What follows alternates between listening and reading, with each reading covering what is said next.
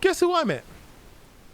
The guy that interviewed Wiley on Sky News.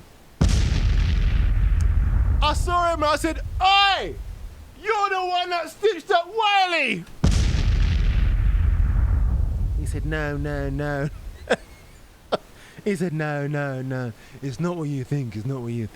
I'll come and talk to you later. Wiley, when he got in trouble for all these anti-Semitic, is that the word? Anti-Semitic things that were passing through his lips, he had an interview on Sky News with this young reporter, and it didn't really make him look any better. In fact, it might have made him look slightly worse after the interview. So when I spoke to the reporter, he goes, "No, you know what? You wouldn't believe I've gotten over 900 death threats after that interview. People don't really understand." I assumed that, obviously, Wiley was in the headlines. It will be a bit of a scoop for anyone to get an interview with Wiley at that time. For the right or wrong reasons, he was the one everyone was talking about. And I assumed, of all the reporters that Sky had, they said, "Well, you know what? You're black. You go and interview him." It might look a little bit better with a younger, darker shade of skin guy interviewing Wiley rather than some old white fuddy-duddy who doesn't really know the scene.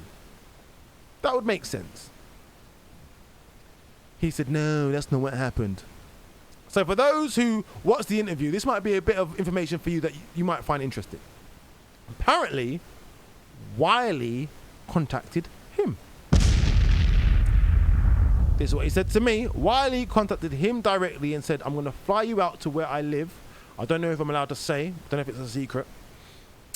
But it's not Cyprus where he had to throw his mum. or whatever storms he said. "So I'm going to fly you out to where I live and we can do this interview." As you can imagine, the interview took long. It was around an hour, maybe just under, just over.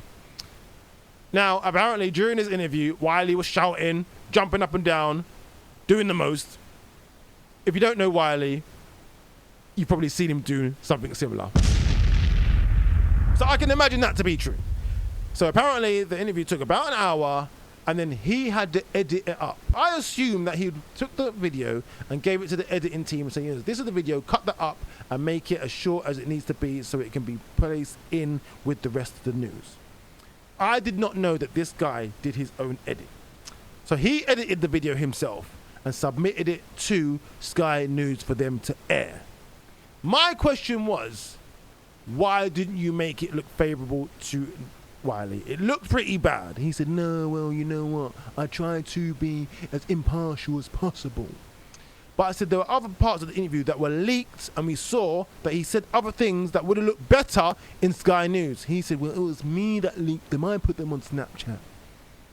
So the obvious question would be, why did you not put those bits that you leaked on Snapchat? Why didn't you not put them on Sky News?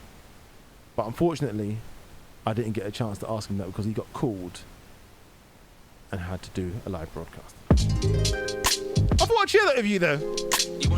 Just in case any of you are cursing at this guy, and in case of one of you lot were one of the 900 people that sent him a death threat, he's alright.